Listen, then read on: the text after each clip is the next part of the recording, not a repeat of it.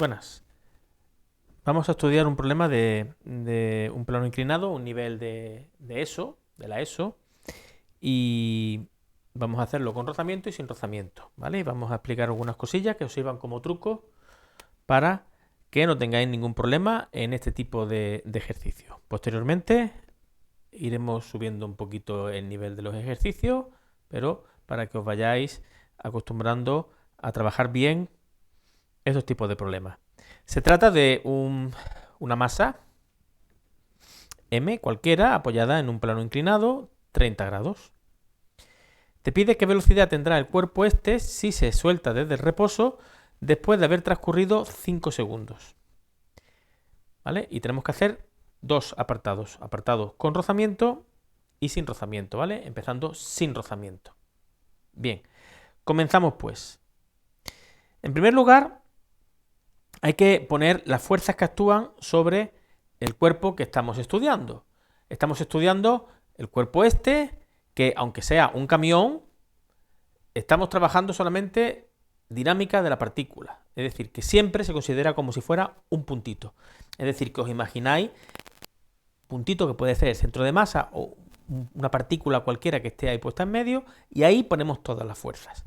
En primer lugar ponemos la fuerza peso. La fuerza peso siempre es vertical y hacia abajo, ¿vale? Siguiendo la dirección y el sentido de la gravedad, ¿vale? Poned la longitud que os dé la gana. Ese es el vector peso, ¿vale? Bien, como el cuerpo se mueve sobre el plano inclinado, vamos a elegir esta dirección como la dirección de trabajo. Entonces, como el peso es vertical, ¿vale? No coincide con esta dirección ni su perpendicular, ¿vale? Vamos a utilizar sistemas de eje cartesiano, solamente que no vamos a utilizar un sistema de eje horizontal y vertical, sino que vamos a utilizar un sistema de ejes perpendicular al plano y paralelo al plano, ¿vale?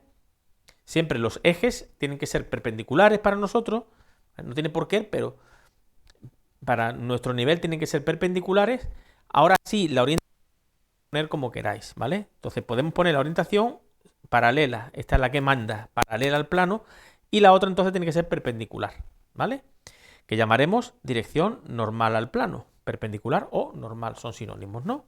Bien, entonces ¿qué pasa? Pues que el peso P no es ni paralelo al plano ni perpendicular al plano, está inclinado. Entonces cuando tú tienes una fuerza que no se corresponde con tus ejes, tienes que descomponerlas en dos componentes que son paralelas a los ejes, ¿vale? Entonces, como un eje es la dirección del plano, pues te vas al extremo mismo y trazas una paralela al plano. O sea, que esto no es coger como hacéis vosotros normalmente, ponéis peso y ahora ponéis aquí una flecha y aquí otra flecha, ¿vale? Eso no. Tenéis que iros aquí y aquí poner paralela, ahora veremos, y perpendicular. Os vais al extremo de la flecha y hacéis una recta paralela al plano. Y os vais al origen de la flecha y hacéis una perpendicular al plano. Es decir, os vais, no importa el orden, también me puedo ir allí y hacer una paralela y me vengo a la punta y hago una perpendicular. Me da igual porque al final queda encajonado de esta manera. De modo que los lados de este rectangulito, serán lo que se denomina una componente del peso y otra componente del peso, ¿vale? Este vector y este vector sumados me dan el vector peso, ¿vale? Me dan el vector peso. Es decir, que puedo trabajar o con el peso o puedo trabajar con estos dos. Lo que no puedo trabajar es con los tres. Es decir, que esto ¿para qué lo hago precisamente? Para quitarme de en medio este que ya es como si no sirviera. Pero ya sí tengo el peso metido en cómo afecta al eje este y cómo afecta al eje este, al eje paralelo y el eje normal, ¿vale? Es decir, eso encajonamos, ahí lo tenéis. Pasamos al siguiente paso y aquí veis cómo está perfectamente encajonado tal y como hemos dicho, ¿vale? Bien, ahora hay que identificar, aquí tenemos los dos, las dos componentes que hemos dicho, ahora tenemos que matemáticamente ponerle a eso un valor. Bien, entonces lo primero que hay que hacer es determinar ese ángulo de 30 grados que está aquí donde se ve, porque puede ser bien este o puede ser bien este, Pueden ser esos dos, por aquí o por acá, ¿vale? Me da igual. Este ángulo, los ángulos, por ejemplo, el ángulo este y el ángulo que está enfrente, es decir, lo que forma una Z, el pico tiene el mismo ángulo por aquí, ¿vale? Igualmente, este es igual que este, es decir, esta Z también tiene los mismos ángulos en los dos vértices, ¿vale? Entonces, ¿cómo localizo el ángulo? Bien, pues un truquito. Bien, ¿cuál es el truquito? El truquito es dibujar los planos poco inclinados, muy poquito inclinados. Entonces, veis que ese ángulo verde del plano que tengo marcado abajo coincide con... Aquí se ve muy claro que este ángulo es mucho más grande que este. O sea que este es el ángulo que está marcado en verde. El otro es el ángulo que tendría el plano aquí arriba. Este es igual que este. Que es la dificultad que muchas veces tenéis para localizar los ángulos. ¿Vale? Hay una forma exacta de hacerlo y es esto es perpendicular a esto es perpendicular a esto, por tanto este ángulo es este ángulo, ¿vale? Pero eso lo veréis en cursos posteriores. Ahora mismo os aprendéis que el ángulo pequeñito del plano es el ángulo pequeñito de aquí. Si hacéis los ángulos siempre pequeños, si hacéis los ángulos que se parezcan a 45, vais a tener problemas para localizar los ángulos, ¿eh? En cualquier caso, siempre el ángulo que forma un plano es el ángulo que forma el peso con la dirección normal al plano. ¿Vale? Ángulo de plano, ángulo normal con peso. O vertical, normal, ¿vale? El peso es vertical. Vertical, normal, ángulo de plano. Lo mismo. ¿Vale? Bien, entonces aplicamos un poquito de trigonometría. Y entonces, como hemos dicho que este ángulo es igual que este, ¿vale? El peso con la dirección normal al plano, bueno, pues ya tenemos aquí localizados los 30 planos, los 30 grados. Bueno, pues ahora podemos ya descomponer, como he dicho, aplicando un poquito de trigonometría, descomponer, hallar las componentes del peso, ¿vale? ¿Cómo? Bueno, pues si nos ceñimos a este triángulo que tenemos aquí, este triángulo que estáis viendo, este triángulo, aquí pinta un poquito así, a grosso modo. Ese triángulo tiene el ángulo de 30 grados, ¿vale? Tenéis aquí la perpendicular, ¿vale? Esto es un triángulo rectángulo. Y en trigonometría, lo que está en un triángulo rectángulo enfrente del ángulo es lo que está relacionado con el seno. Y lo que está al lado del ángulo, y no es hipotenusa, es decir, hablando de catetos, ¿no? Como un triángulo rectángulo, esto es un cateto, que es el cateto opuesto, es el seno. Y el que está al lado es el coseno. Por tanto, para descomponer un vector, el vector siempre es la hipotenusa. Para descomponer un vector, pues el que está enfrente es P por seno y el que está al lado es del ángulo, es P por coseno. ¿Vale? Y entonces, simplemente hacemos eso, ¿vale? Decimos que esta componente de aquí es entonces la P contigua al ángulo, por tanto, P coseno, y la que está aquí es la que está enfrente, que como es un rectángulo, coincide con esa, es P seno. ¿Vale? Entonces tengo la componente P coseno y la componente P seno. Luego ya el peso lo tengo estudiado perfectamente. ¿Qué más fuerzas actúan sobre el cuerpo? Bien, pues el cuerpo está apoyado en el plano. Bien, todo apoyo, toda cosa que esté asentada en algo, apoyado en algo, ese algo lo está sosteniendo con una fuerza. Esa fuerza se llama fuerza de apoyo o normal, ¿vale? Entonces la normal es la fuerza con la que el plano está evitando que este cuerpo lo atraviese, es decir, que está apoyado. Esa fuerza va perpendicular al plano hacia arriba. Luego ya tengo dos fuerzas. Cuidadito que esto no son tres fuerzas, esto son dos fuerzas. Una, la normal. Dos, el peso. O una, la normal, y dos, las componentes del peso. Es decir, que si yo ya trabajo con las componentes del peso, esas olvidáis. ¿Vale? Porque la idea es que tengamos fuerza nada más en la dirección del plano y perpendicular al plano, para poder hacer después cuentas. Y En el caso de que haya rozamiento, pues si esto se va a desplazar hacia abajo, el rozamiento es una fuerza que se opone a ese desplazamiento, a ese deslizamiento, ¿vale? Entonces, como vamos a tener rozamiento en el apartado B, vamos a decir que aquí hay una fuerza de rozamiento, ¿vale? En el apartado A, pues esa fuerza la quitamos. Pero esa fuerza vamos a tener que ponerla en este problema, porque hay fuerza de rozamiento. Bien, ¿y entonces qué pasa?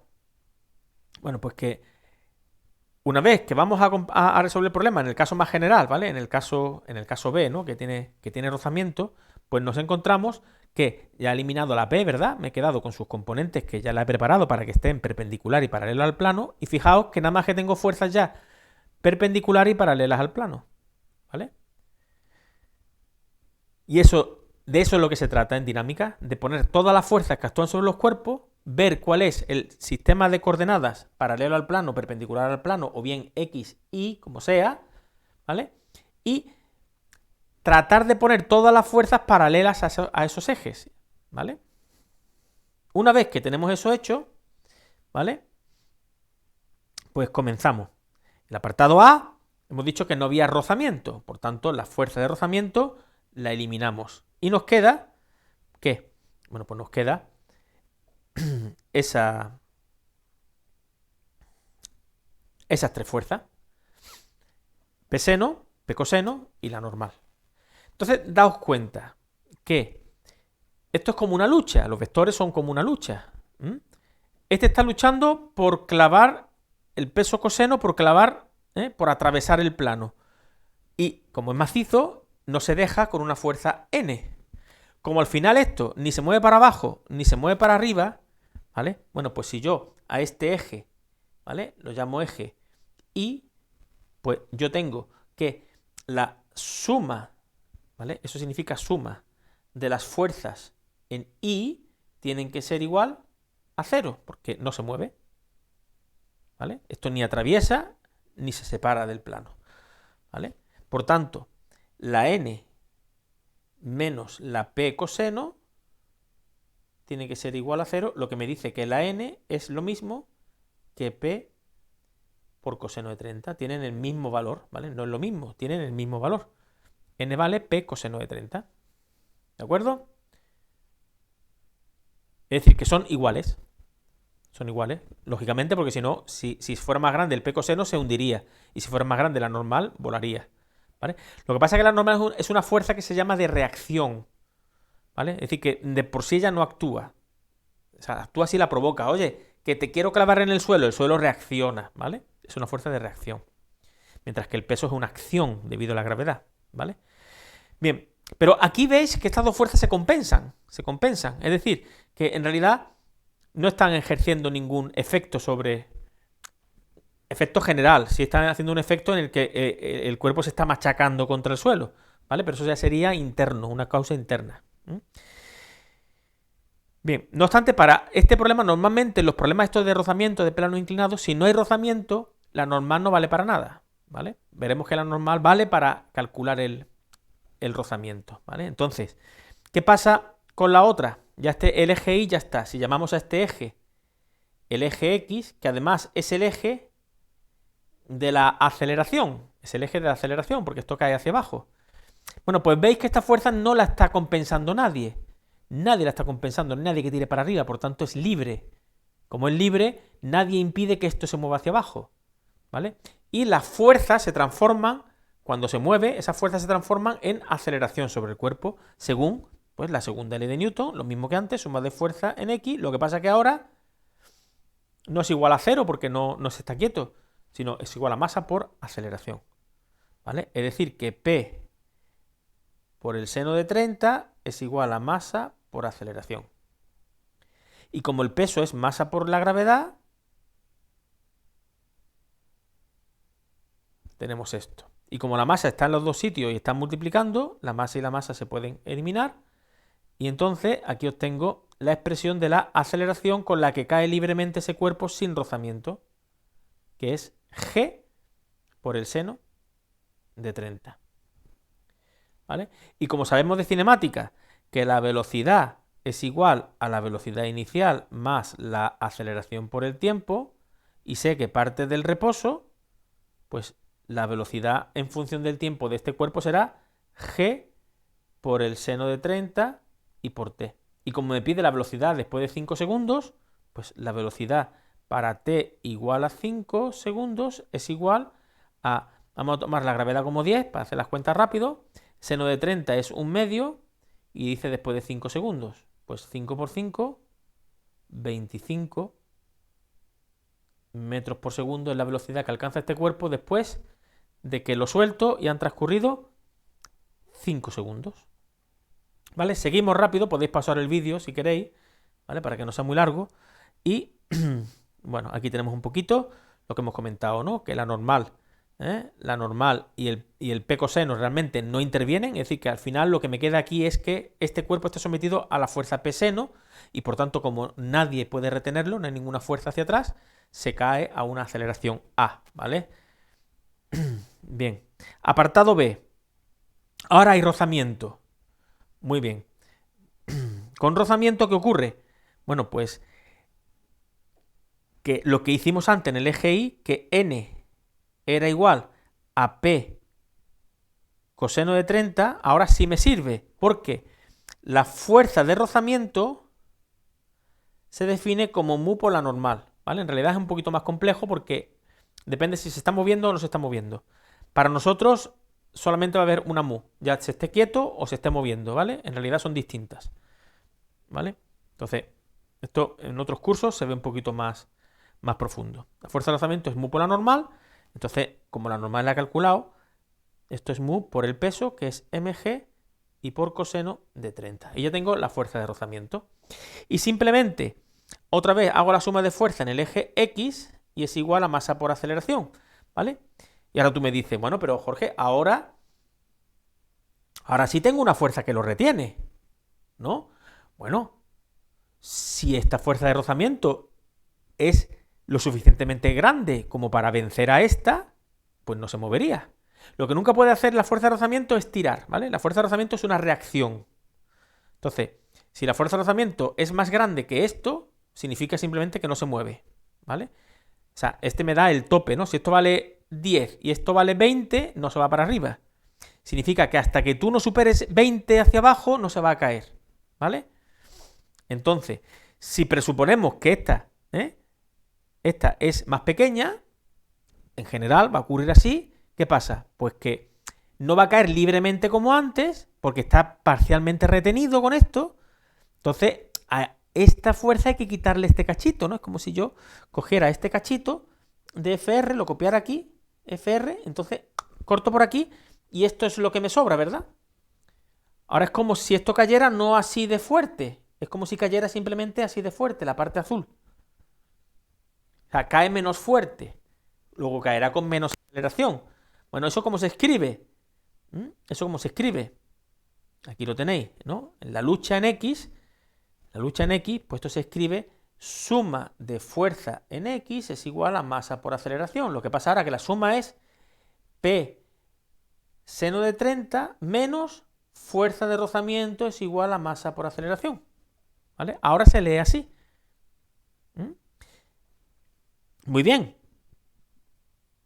mg seno de 30 menos mu por la normal, que dijimos que era mu mg coseno de 30, esto lo hicimos anteriormente, ¿no? Es igual a masa por aceleración. Como la masa se repite en todos los términos, pues lo puedo despejar. Puedo simplificar y me queda g seno menos mu por g por coseno de 30. Y como la g se repite, puedo sacar factor común de la g y me queda seno de 30 menos mu por g por coseno de 30. Y esa sería la aceleración con la que cae el cuerpo cuando hay rozamiento. Simplemente tengo que sustituir mu, ¿cuánto vale? 0,2. Pues sería A vale 10 por 1/2 menos 0,2 por la gesta, la he puesto de más, ¿vale? Por coseno de 30, que es raíz de 3 partido de 2, ¿vale? Si hacéis la cuenta, 1/2 es 0,5